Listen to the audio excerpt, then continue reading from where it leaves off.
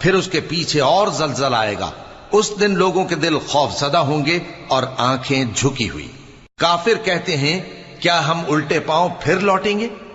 بھلا جب ہم کھوکھلی ہڈیاں ہو جائیں گے تو پھر زندہ کیے جائیں گے. کہتے ہیں کہ یہ لوٹنا تو سراسر نقصان کا لوٹنا ہوگا.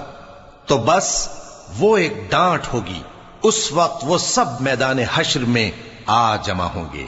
بھلا تم کو موسیٰ کی حکایت پہنچی ہے جب ان کے پروردگار نے ان کو پاک میدان یعنی طوٰ میں پکارا اور حکم دیا کہ فرعون کے پاس جاؤ کہ وہ سرکش ہو رہا ہے.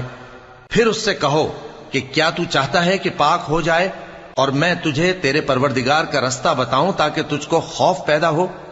غرض انہوں نے اس کو بہت بڑی نشانی دکھائی مگر اس نے جھٹلایا اور نہ مانا. پھر لوٹ گیا اور تدبیریں کرنے لگا.